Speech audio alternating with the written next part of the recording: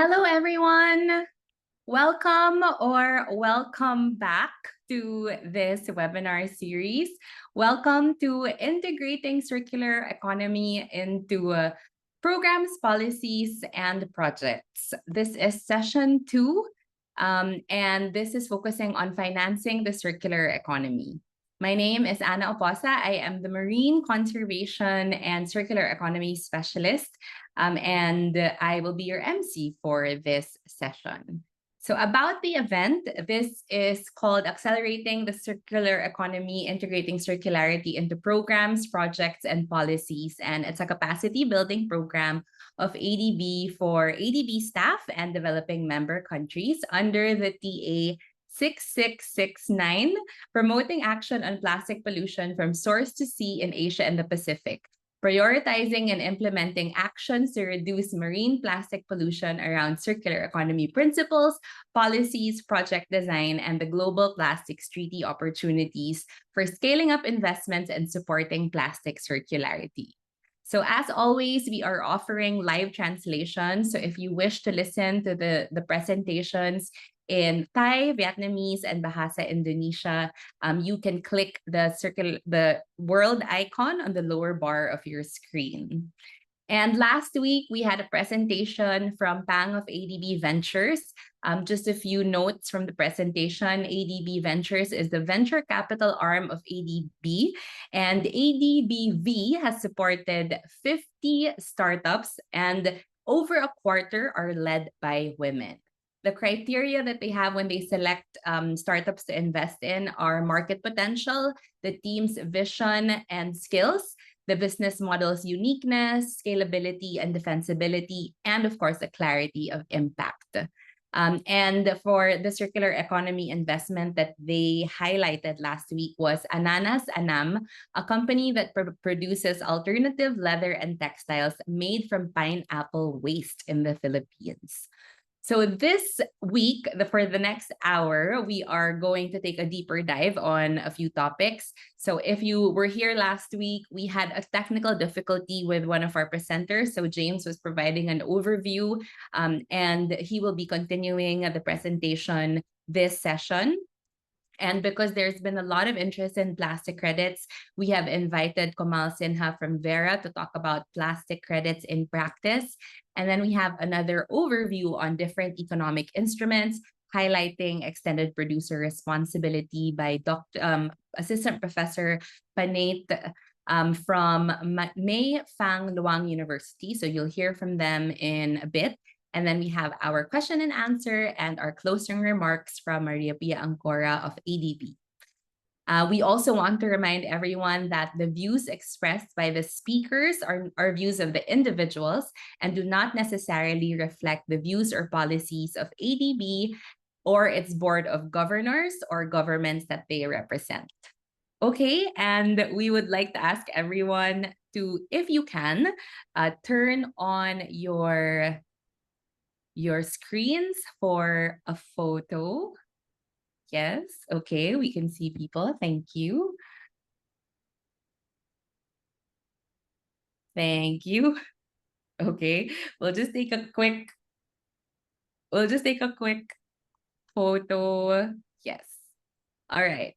Thank you for opening your screens. So Gab, we'll count 1, 2, 3. Thank you. Okay, and a safety shot. 1, 2, 3.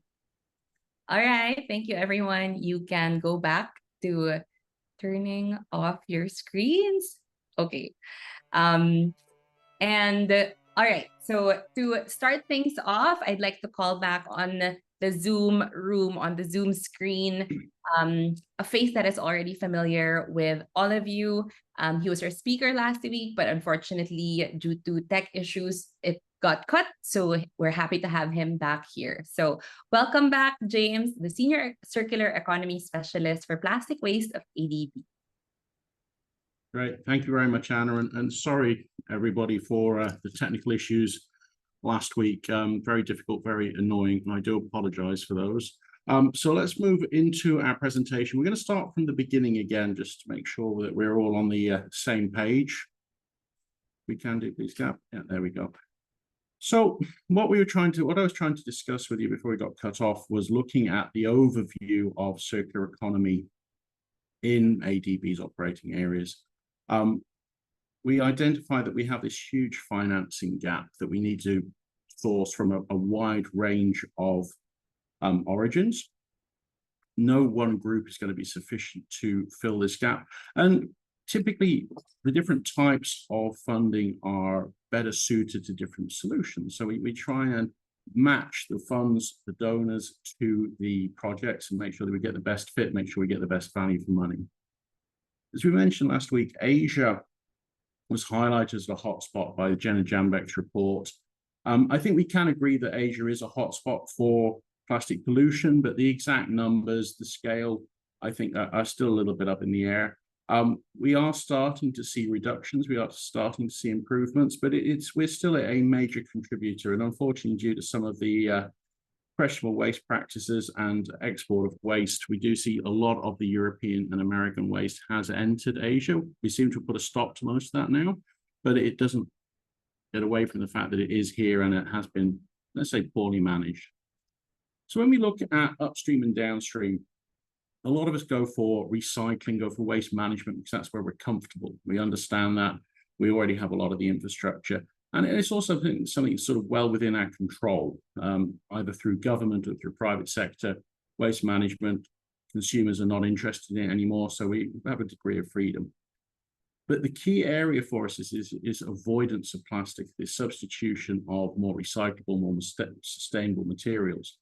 But with that comes the challenge of dealing with consumers, dealing with consumer behavior, consumer preferences, and obviously the value that these products have for manufacturers, for product suppliers. In the early days, I saw some lettuce that was in a biodegradable bag, and of course the biodegradable bag started to degrade as soon as the lettuce went into it. Not ideal, but we have got a lot better at that. And this opportunity for working upstream really is the aspirational area, and it's where we can have that sort of major impact because we're preventing it entering value chains. The Global Plastics Treaty will look at the entire value chain. One of the key things they pushed for was this value chain approach. So we will be looking at that recycling, at the circularity, at the collection, the management of waste in the environment, and we're looking at digital solutions for that. But we're also going to try and use that treaty, use that agreement, use that impetus as a catalyst to look at that upstream activity, try and work more for the avoidance of plastics, certainly those really difficult to recycle plastics that the EPRs, the extended producer responsibility, is going to target. And government here has got that catalytic role. They are central to this. We need to have that power. We need to have that commitment. We need to have that sort of influence over the country. It's very easy for people to pick and choose. And typically consumers, they choose the easy option. They choose what they're used to, what they're comfortable with. And we're beyond the point of being comfortable. We have to try and address this. We have to make some difficult choices. And having the government alongside us as we do that is going to be critical. Next slide, please, Gab. So I think we got through part of this slide last week.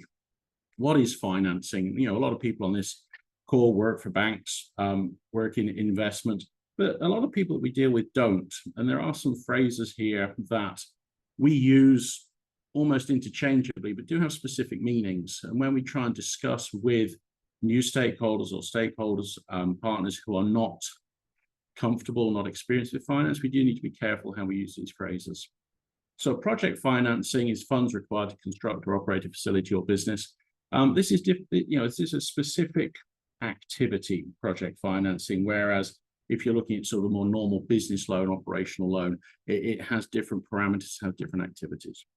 Partner versus stakeholder.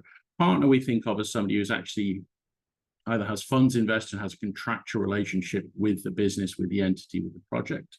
Whereas a stakeholder might be just as majorly impacted. They may be a neighbor, they may be consumers, they may be producers, but they don't necessarily have that business relationship with the project entity. We look at mechanism versus instrument, and this is in terms of financing. So the instrument is perhaps the type of loan, whether it's a policy-based loan, whether it's a sectoral loan, private sector loan. The mechanism is how that cash is dispersed. Does it go directly from the bank to the equipment supplier? Does it go directly from the bank to the government? Or does it go through an intermediary? Does it go to the project company? And this can be important in terms of the value for money, the management, the due diligence that's undertaken, and can also be important in terms of the interest that is accrued during construction, during operations. So it is important to think about how we transfer that cash, at what point it's transferred, what the hurdles are, and how that's managed. Donor versus investor.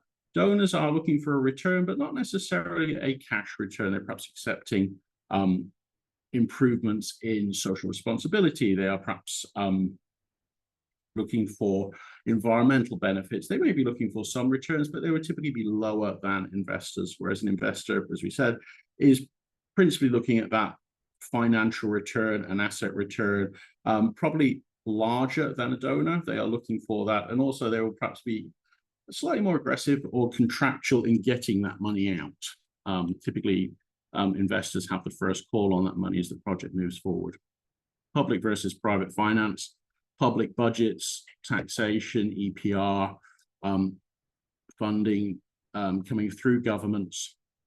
Private sector tends to be more from pension funds, from investors, from fund management companies. Again, public funding can be cheaper, but can be more onerous. Private funding is typically more agile, but tends to expect a higher return, can be a little bit more aggressive in terms of project management, business management. And de-risking sort of underpins all of this. Is how do we de-risk? Key thing for us as we enter these new areas of business, substitution, plastic substitution, plastic innovations, plastic avoidance, is it's new, it's different, it's difficult. How do we make it, how do we de-risk it? How do we take the unknowns out of the situation? A key one for us is working with the informal sector, which we did with Alba in Indonesia, and designed a set of tools, a set of measurements that allowed us to work with the informal sector without causing them to become formalized, but also to give us as ADB that comfort that we could see the returns, we could see the tonnage coming in. Next slide, please. So quickly running through types of public and private financing. I think this is where we tripped up last week. So looking at public financing, government ministries, public agencies, funds, these are groups that multilateral development banks are very used to working with. NGOs, government budgets. This is money that is generated within the country or generated by the Ministry of Finance from loans from ourselves, and is dispersed through those government ministries, through national budgets, through annualized budgets.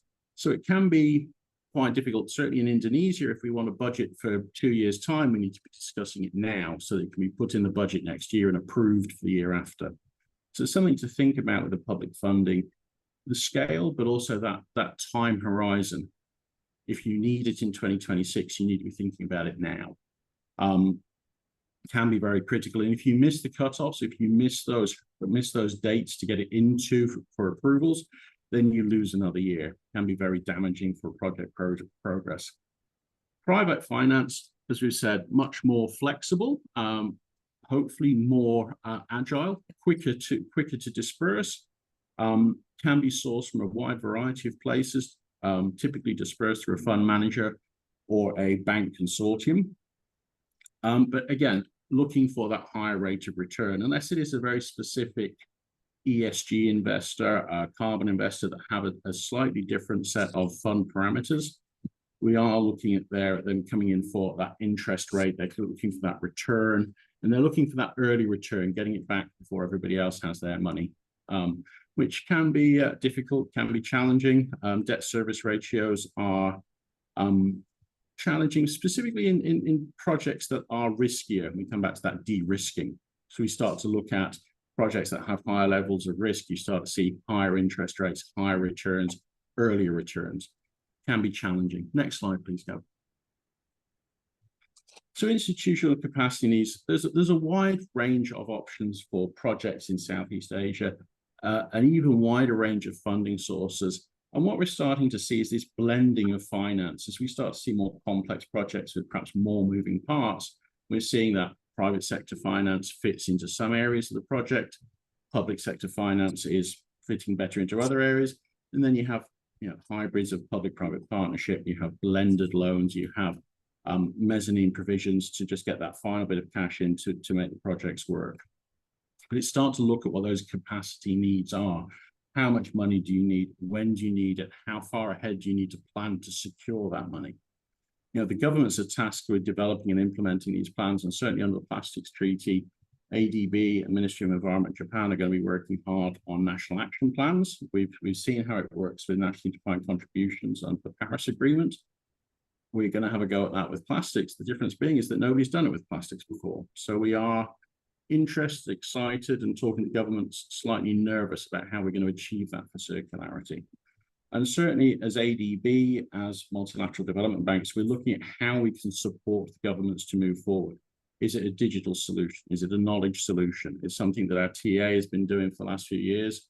But as we move into 2025, 2026, much more support. And we actually had this conversation in Vietnam 2-3 weeks ago now, of them saying, look, we are concerned about this. How can we address it? Unfortunately, the work that we're doing with the circular economy in ADB, the work that we're doing with our technical assistance program is placed us well for that. So we look forward to an interesting future with this. And I think that is my slides, and I managed to do it without my internet dropping out, Anna. I am very relieved that I am too. Through. Thank you so much, James. I really appreciated your slide defining the different terms, because even if some of us in this room maybe have been in this field for a long time, it's good to have a refresher to see how we're using specific terms in this context. So thank you for that. For our next speaker, we back in February, we had a speaker on plastic credits, and it spurred a lot of interest among the participants. And when we had the feedback forms, a lot of participants requested for more information on plastic credits. So we invited Komal Sinha, the Senior Director for Plastic and Sustainable Development for Policy and Markets from Vera. And she'll be talking more about plastic credits in practice. So over the last few years, Komal has focused on addressing the plastic challenge and inequality issues across the entire plastic value chain. She has worked on the development of plastic accounting and reduction tools, implementation of plastic waste management projects, creation of social programs for marginalized informal waste workers, and on strategic partnerships to bolster the integrity of plastic credits. She also served as a member of Vera's Plastic Standard Development Committee and the Plastic Program Advisory Group. Welcome, Komal. Thank you, Anna, and thank you, James, for this really enriching presentation. Always nice to hear your perspectives, and I think it sets us up very well for the next part of the presentation. So I'll just share my screen.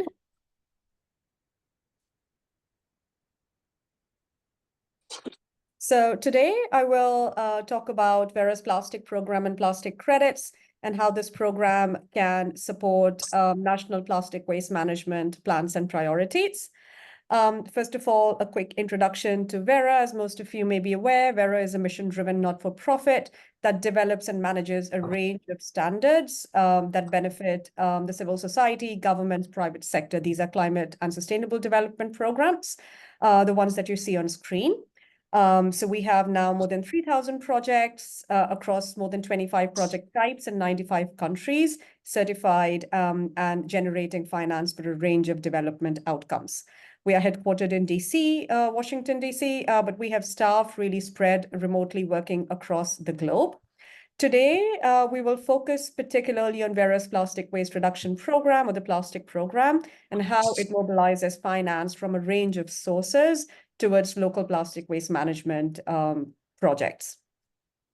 A little bit of context in the plastic pollution problem. James already, I think, provided a lot of very helpful context. I'm not going into the details of that, but just, I think, in terms of just setting the scene for this presentation, we know that at the current level of government and industry commitments, we'll still end up at a staggering 147% increase in plastic pollution in the oceans by 2040.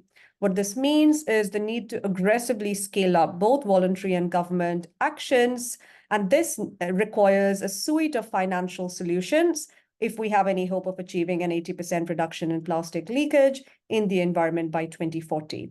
And with that broader objective, Vera's plastic program was constituted in 2021 as a finance mechanism that can catalyze plastic waste management action anywhere in the world, but particularly it becomes most impactful for developing countries, island nations, and lesser developed countries, where the need for this finance is most urgent. So an introduction to plastic program, what does it really include? So it has two specific components. One is Vera's Plastic Standard, which is a global framework to measure and monitor the impacts of plastic waste collection and recycling activities. All the projects that are certified with Vera's Plastic Standard following third-party audits will be able to issue plastic credits. And what's relevant is that in the program, there are two types of credits that can be issued based on the end outcome of plastic waste. So waste collection credits for those activities that collect plastic waste and take them to the most efficient end destination for safe end-of-life management, and waste recycling credits for those activities that collect and recycle plastic waste.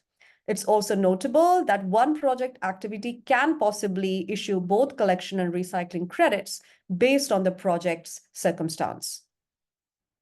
Now, what really is a plastic credit? I think a lot of us have heard like different kind of, definitions about plastic credits. I'll try to provide a simple explanation. So one plastic credit is defined as one additional ton of plastic waste that is collected from nature or recycled. But in very simple terms, plastic credit is an investment mechanism that can finance a range of plastic waste collection and recycling activities. So first of all, like I said, it can finance the plastic waste collection and recycling activities anywhere in the world. It can also finance the development and scale up of plastic waste management infrastructure. And because it scales up plastic waste recycling infrastructure, it also directly contributes to generating recycled feedstock, which can replace virgin plastic production and use. Now, Vera's Plastic Program, or Vera's Plastic Standard, how does it contribute to certifying the most impactful projects? So at the bottom of your screen, you'll see a few sort of high integrity principles that are the cornerstone of the program. So first of all, the program is globally applicable, meaning projects, plastic waste collection, recycling activities anywhere in the world will be able to sort of apply for plastic credit benefits as long as they meet the requirements of the program. But at the same time, the program can also be contextualized for local circumstances. So local governments, national governments can also use the program for effective local plastic waste management. It's based on the concept of additionality, which ensures that there is incremental plastic waste collection and recycling impacts as a result of their project activities. All activities being certified with the program need to be third-party audited, so giving it that essential third-party expert and oversight. And last but not the least, all these projects need to comply with mandatory requirements of environmental and social safeguards to ensure that these project activities have no negative impact on the environment and also result in net benefit for the local communities, particularly the informal waste workers, through requirements such as no child labor, no forced labor, fair and equitable compensation, health and safety measures, as well as stakeholder consultation that identifies the most marginalized and vulnerable stakeholders and includes them in the project's design and implementation process. Now, what sort of activities can be credited with the program? So essentially, all 7 types of plastic plus composite materials containing plastic are eligible for receiving plastic credit benefits. Like I mentioned, I'll reiterate that plastic waste collection and recycling activities can be credited at this time. And some examples are mentioned on the screen, such as ocean plastic recovery, collection through the informal sector, municipal or private waste collection infrastructure development, as well as mechanical and chemical recycling are all activities that will be able to issue plastic credits. Now, we talked about the overview of the plastic program. Let's say there are collection and recycling organizations that wish to avail benefit what does it look like practically for them? So this slide, this illustration sort of kind of sums it up, starting with the role of Vera. So Vera is, like I mentioned, we are a not-for-profit independent standard setter who have developed the standard for collection and recycling activities for them to issue plastic credits. We do not develop projects and we do not get involved directly in the transactions. Now, collection and recycling project activities that wish to certify themselves will have to comply with a range of requirements, complete a set of templates and forms for them to be able to apply for the certification. And then these are then checked by third-party auditors known as validation and verification bodies, or VVB. So they will check the compliance of your program against the program's requirements. Once that is successfully completed, Vera will issue plastic credits in the project's specific account. And businesses, corporations will be able to purchase these plastic credits to make credible, high integrity and immediate investments into plastic waste management in their regions of relevance or importance. And the revenue from the sale of these plastic credits will flow back into the projects and will help these projects further scale their plastic waste collection and recycling impacts. So that is sort of on a high level what this looks like. But if there's any interest in understanding further in terms of what documents and requirements and forms need to be completed, please let us know and we'll be happy to clarify that separately. And this is sort of a comprehensive overview, like a summary of what the program really entails. So like I explained, on one side, we have the plastic standard, which is the framework for measuring the impact of plastic waste collection and recycling activities. And this standard document lays out all the requirements that projects need to comply with for them to be able to be certified. On the other hand, we have the two methodologies that I'll talk about in a little bit. And this is complemented by the third-party independent auditing system and a transparent registry where plastic credits are issued and transparently can be tracked. Now, like I mentioned, we have two technical methodologies available to quantify the impacts of plastic waste collection and recycling activities, respectively. So those project activities that collect and manage plastic waste will be able to use the collection methodology to issue waste collection credits. And similarly, those activities that collect and recycle plastic waste will have to use the recycling methodology to issue recycling credits. And like I mentioned before, project activities that both collect and recycle plastic waste, there is a possibility for them to issue both collection and recycling credits, and they will have to use both of these methodologies together.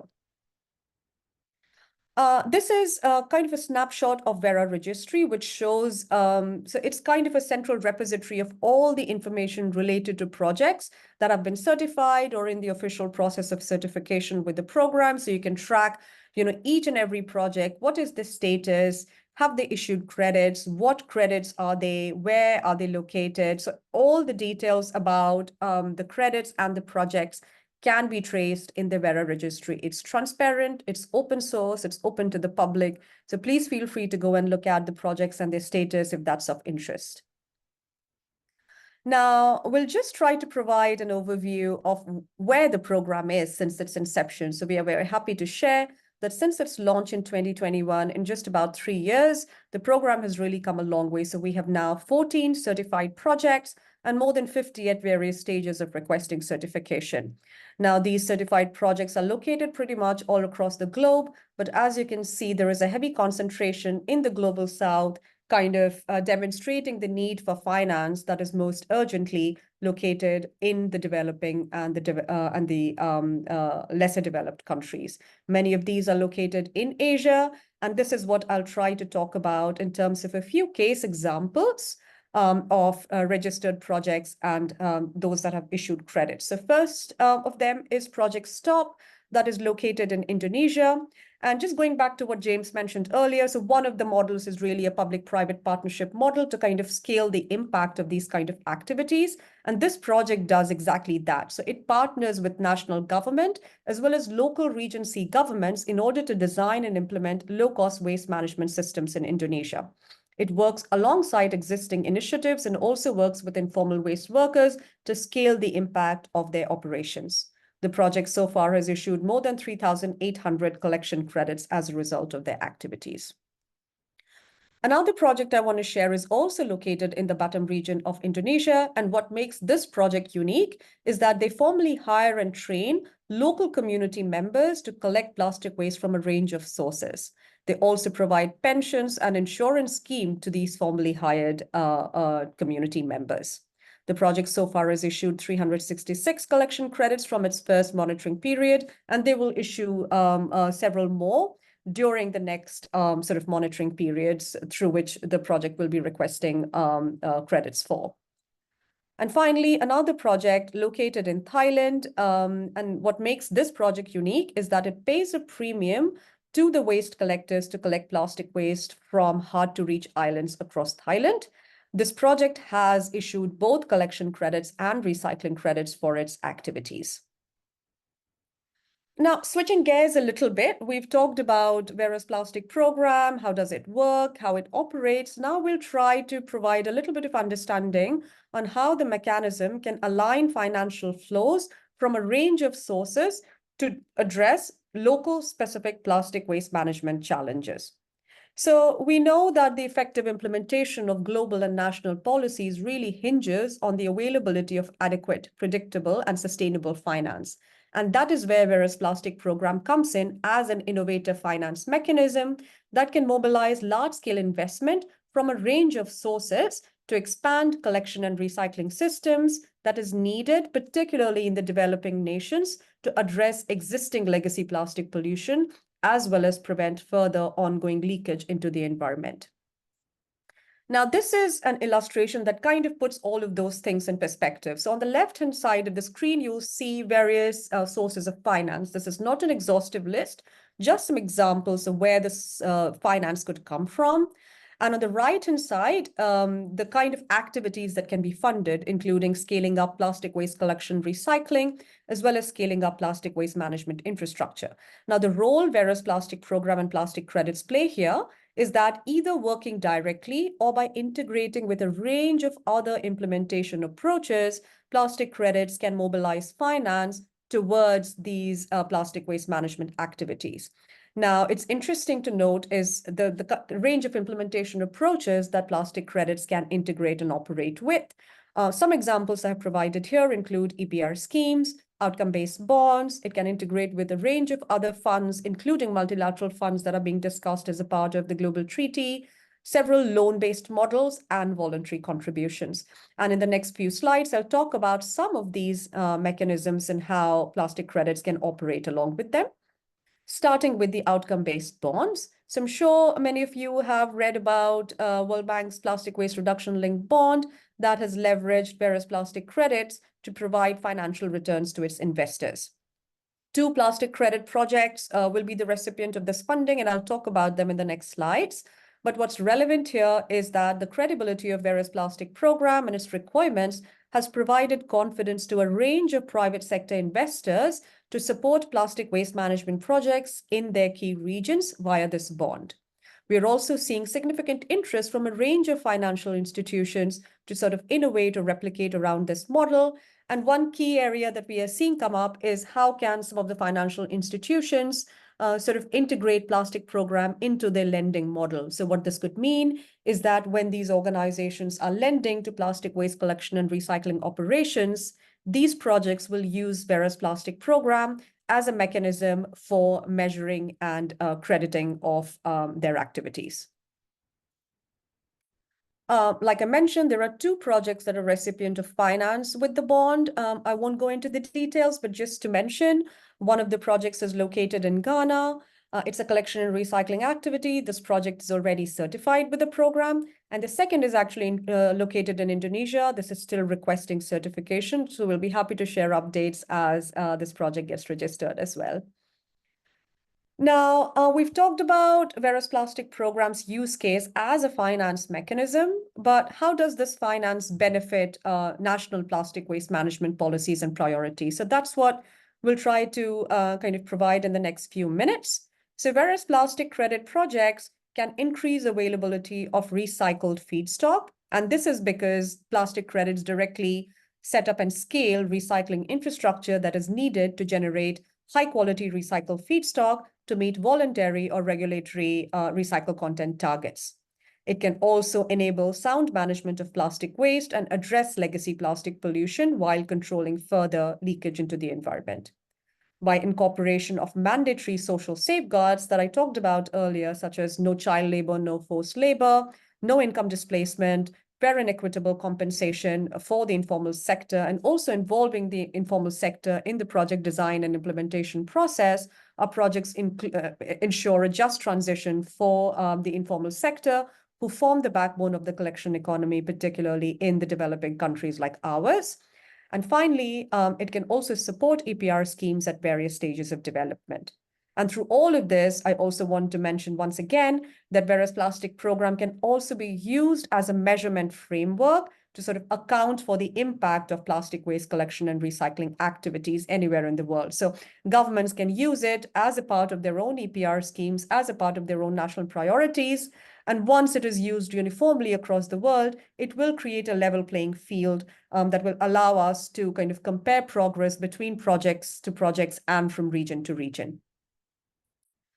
And then finally, the one question that we get asked very often is how can plastic credits work with EPR schemes and what sort of synergies are possible there? So we've created two high-level scenarios here. One is for those regions that currently do not have an EPR scheme or where EPR scheme is being considered. In those regions, governments may want to consider, supporting local plastic waste management organizations to set up plastic credit projects by providing them an enabling environment. And this enabling environment could look very different case to case. It could be maybe providing capital expenditure to set up projects or providing them with land to set up collection centers, etc. And once those initial entry barriers are addressed, then local organizations will be able to certify their activities with Vera's plastic program and issue plastic credits. What this means in practice is these certified projects would then be able to attract private sector investment, like I mentioned, through various implementation approaches, maybe through bonds or loans and a lot of different approaches to support local plastic waste management projects. And then in the future as well, it also prepares local companies for compliance, which are expected to have plastic waste collection and recycling targets as a part of the anticipated EPR scheme. And the second scenario is for those regions where EPR is already in effect. So in these regions, governments may want to think about integrating plastic credits and plastic program requirements within their national EPR schemes as a pathway for meeting compliance. Some of the benefits of this approach is that it allows obligated entities within the EPR schemes to directly connect with a ready pool of registered plastic waste collection and recycling projects, which are high quality, which adhere to environmental and social safeguards.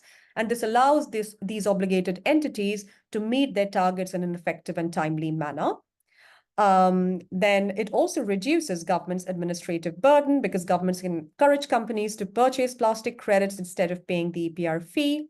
And governments can also leverage the monitoring and verification requirements of the program to measure the impacts of these activities, therefore reducing government's liability associated with these activities.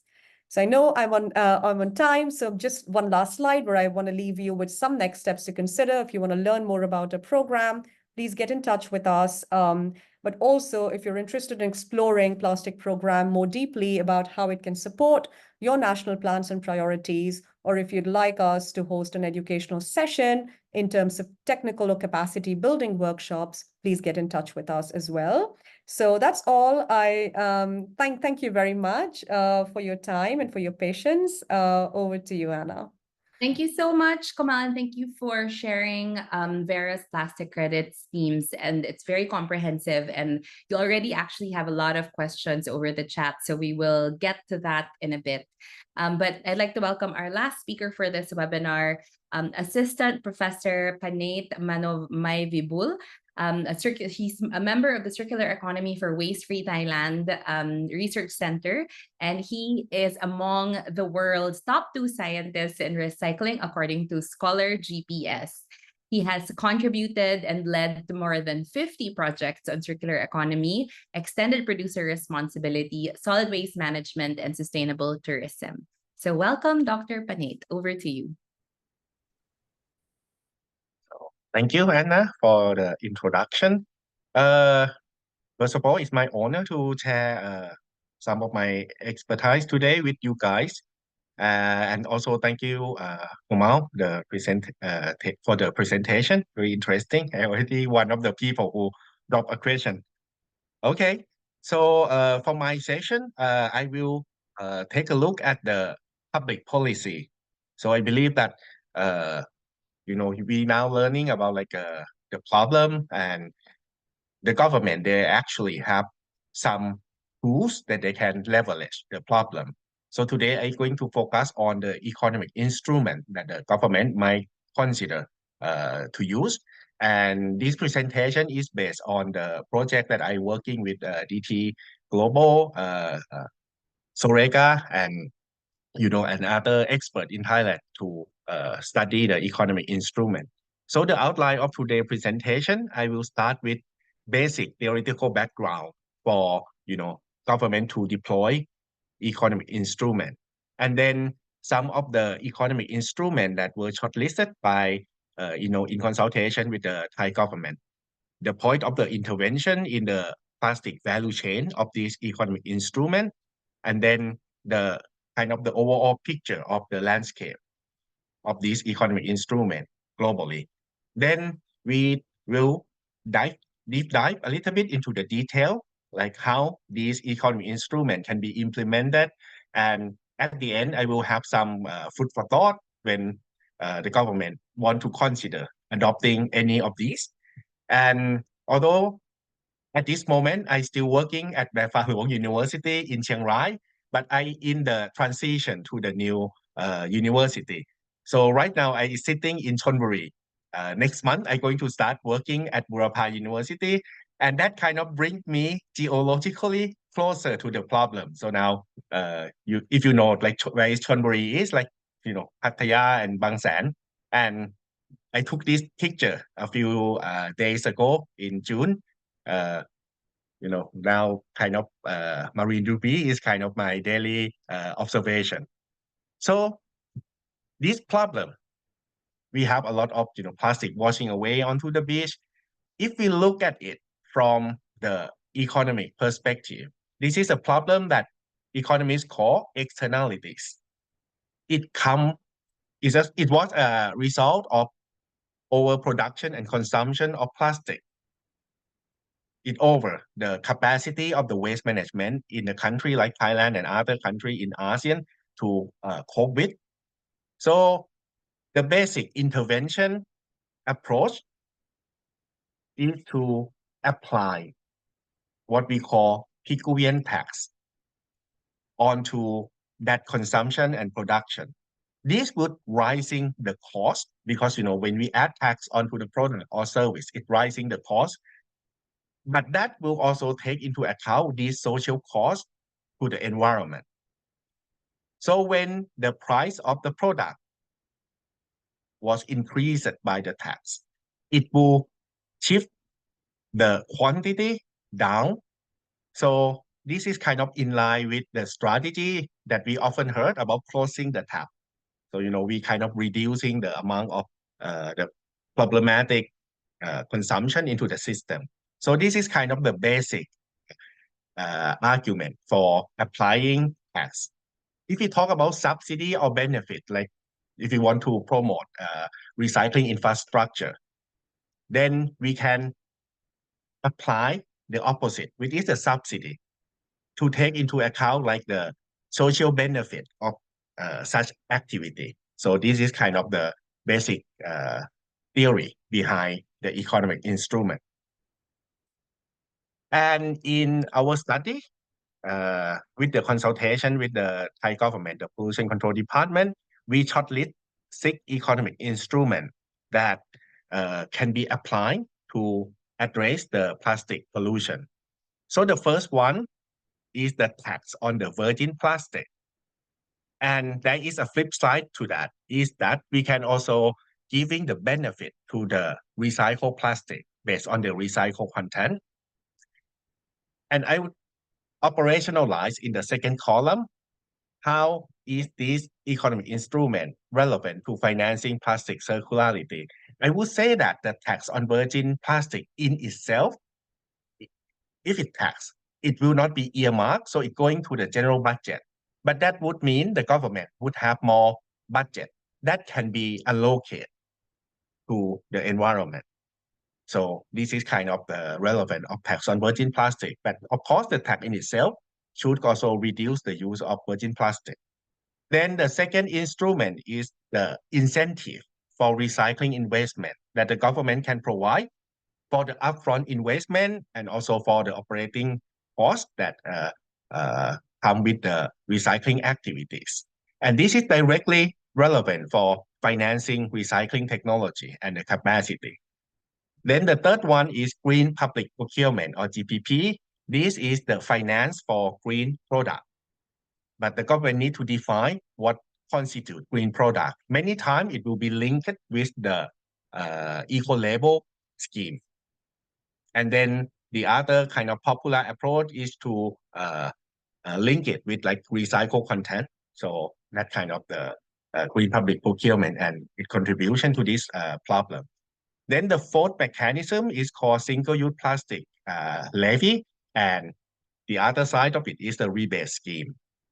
So in itself, the levy added to the use of single-use plastic, like the carrying bag, so no longer free to the consumer, and the small charge can be put on the bag, and then that money normally earmarked, so it's not like tax. This is like a more levy, so it will be earmarked, put into the separate account in the government to finance waste management activity, especially the cleanup activities. So that would be like the single-use levy. The fifth one, this is very relevant to EPR system. It is called advanced recycling fee. Sometimes we call it also EPR fee, because in the EPR scheme, the producer who use the packaging, they have to shift in to the PRO, producer responsibility organization, the money when they put the product on the market. So this money is the advance payment for recycling of this packaging that will become waste in the future. And this is clearly the way to finance take back and recycling. And then the last one is the deposit refund scheme or deposit return scheme. This is the instrument that can use to finance collection, because it would trying to leverage the collection of these packaging by offer economic incentive. So these are the six economic instruments. And if we look in where they address, you will see that the first two actually trying to reduce the portion of virgin plastic and increase the volume of recycled plastic. Then when it comes to green public procurement, it's about creating the market for green product. So it between like the industry and the distribution, that they would kind of becoming stronger for the green sector. For the number 4, 5, and 6, this will be relevant for the consumer. So it between like the distributor to the consumer when it comes to the levy or rebate. For the deposit refund is the collection when the consumer return the packaging. And for advanced recycling fee, whenever we buying the product, then some money is already putting aside to ensure that it will be collected for recycling. So these are the economic instruments that can be playing some role in addressing the plastic problem. And if we look globally, I use the database from OECD. This is how popular different type of instrument. So in our domain, solid waste and circular economy, the most popular economic instrument that has been introduced are the tax and fee. Because plastic has been perceived as the source of pollution, so we want to cut down its production and consumption. We have seen a lot of European countries and some states in the USA start putting the tax on virgin plastic, and they give exemption for recycled plastic or sometimes like bioplastic also. So that would be like the tax and fee. And EPR system has been popping out many countries around the world, especially in ASEAN. Now we have like Philippines and we have Vietnam already implementing it. Thailand, Malaysia, I think Singapore also kind of considering making it mandatory. So that is going to come soon. And the other interesting aspect of this domain would be the use of deposit refund. I think it only exists in this domain and the chemical management domain. We only have few examples when it comes to tradable permit for the waste sector. Yeah. So this is kind of the overview of how popular different economic instrument for waste and circular economy. But before moving forward, I would like to go back to what James called product and mechanism. So when we talk about economic instrument, it's more in line with like product, meaning that government might choose like to use tax or certain subsidy, but when it comes to deliver the result, that product need to be operationalized through certain mechanism. The most evidential would be the deposit refund that would work in principle. But when we want to implement it, if you look at industrialized country like Sweden or Europe, they would use these reverse vending machine. However, if we want to implement the same economic instrument in our context, we might need to think about some practicality, like where can we set out these kind of reverse vending machine?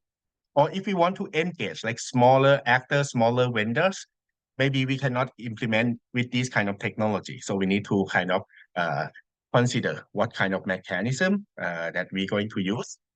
That brings me to the few of the last slide in my presentation. The first one, I want to compare the scope and the cost of the intervention of using this economic instrument.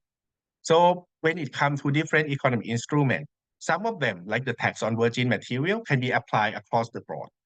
But when it comes to certain instruments, like the levy, deposit refund in particular, it only applies for a few plastic packaging. So the scope would be very different. The size is also considerably vary because when we apply something like tax on virgin plastic, the size of tax per kilogram of plastic is pretty small compared to, say, deposit refund, because deposit need to be added to each single unit of the packaging. So when we convert that into kilogram, you will see that it like 10 times higher than the other instrument. And we also have to think of like what would be the effect of the final consumer and who going to implement this instrument in your country. So I think these are some of the consideration. So my last recommendation to any government or any agency that want to support the government of introducing these economic instruments is to consider 4 aspects. The first one, effectiveness, like the scope, what would be the scale, the type of plastic or packaging that can be applied. The second one, efficiency. If you want to achieve certain thing like high collection rate, deposit refund system might answer that, but what cost? Can we achieve it maybe to a lesser extent, but more economical with other economic instruments? Then the third question comes with like equity. Is the economic instrument favor certain group of actors, especially like the larger player than like the smaller one, or need it to be tailored to kind of support like the smaller folk in the system?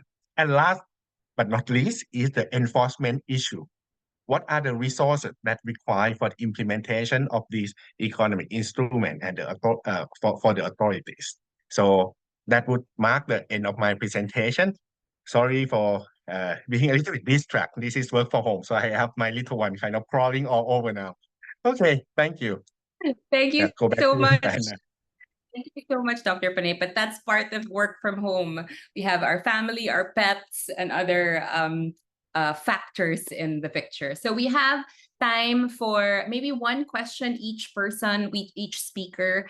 And then the rest, perhaps you can answer over the chat. So for Kamal, maybe we can have this question on who is the third party auditor, like who accredits this. And then for Dr. Panay, there's a question from Kun Wasana about EPR, like what are the mechanisms for transparency when it comes to EPR and upstream plastic waste management. So Kamal, maybe you can answer the question first. Yeah, sure. So yeah, there are a range of accredited VVBs that you'll be able to find on Vera's website for specific programs, including plastics. But primarily, they need to be accredited organizations to ISO 14065, a member of the International Accreditation Forum, and need to be able to demonstrate, the significant expertise in the domain for them to be accredited. Once they get accredited, they get listed on the website, and they usually have offices across the globe, so they will be able to support with local projects, audits. But happy to provide information if you need more from my side. Thank you. Thank you. You also have a few more questions over the chat on blockchain technology and one from Dr. Panate. So over to you, Dr. Panate. There's a question from Kun Wasana. I wonder if all kinds of post-consumer plastic products packaging could be included to the plastic credit program. This is opposite with EPR, which emphasizes the upstream plastic waste. What are the mechanisms for transparency of the project? Well, I think today I kind of learned more about plastic credit. Thank you for Komal. I think I posed my question a little bit before she make the slide that relevant to this issue. But first of all, let's address the second part of the question first. I think plastic credit would help with the transparency of the project due to like the third party auditing and the verifying system in place. However, when it comes to EPR, I think it can be complement. Like when for my question, I thought that okay, EPR first, meeting the target, and then additionality on top of the target, then plastic credit can be issued. But actually, from Komal presentation, I think the other way to integrate it is to have it as a compliant mechanism, and that can be quite nice because it kind of have the I didn't talk much about like the tradable permit, but it would have that kind of effect because in a certain year, if the recycling volume go under the target, we can bank the credit from the previous year and then kind of use it to compensate on that. There might be issue to be regulated on how many years it can be banked, something like that. But it would offer a way to help like the producer and the PRO with the compliance. So I think that kind of interesting way. So maybe we can have further discussion as the more and more country in this region kind of go for like mandatory. I think that would be one of the interesting issue. Yeah. All right. Thank you so much, Dr. Panate and Kamal. Thank you to our speakers. They included their contact information in their slides, so the people here can definitely get in touch with them. And now to officially close our session 3, our third quarter session, I'd like to call on the Zoom screen Maria Pia Ancora, who is a senior urban development specialist. Currently based in Tbilisi, Georgia, Maria Pia oversees ADB's urban and climate programs in the South Caucasus region. Welcome, Maria Pia. Thank you, Anna, and thank you for the opportunity to deliver these closing remarks. I know we always aim to close on time, so I'll be quick. And in fact, my job is really to thank you to our speakers. I found your presentations really insightful and quite practical and informative. So thank you so much. I hope our representatives from the developing member countries have found it inspiring and that they will reach out to you. I know that we have quite a number of participants from our DMCs, and that's great. This is the second session of our third quarter batch of webinars and training. In the last 2 sessions, we looked at the financing options, the ADB ventures in circular economy was quite interesting as well. I hope you were there for that too. And today's information about economic instruments and plastic credit again was very practical, and I hope it will inspire some action. In general, it's been a busy summer for the ADB Circular Economy team. We have been coordinating with the Body on the Seas of East Asia, COPSI, with a capacity building workshop in Jakarta, Indonesia. We had consultations with the KfW, the German Development Bank, and the government on Indonesia again. And there was a workshop in Japan in mid-June on solid waste management and circular economy with JICA and the ADBI Institute. So I personally look forward to seeing all of you in person from the 1st to the 3rd of October in Manila, when we will have the 4th and final session of this training series. We plan to share the agenda by mid-September or early September. And with that, I bid you farewell for today. And I thank you again for the participation. Thank you, Anna. Thank you so much. Thank you, Maria Pia. Thank you to everyone for being here, to our speakers, to James, Kamal, and Dr. Panate, and Maria Pia for giving the closing remarks. So please take a moment to answer the post-event survey. Once you exit this call, you will be redirected to the survey. So please answer that because we value your feedback. And we use it to construct and design our future events. So thank you, everyone, and have a good day. See you in October.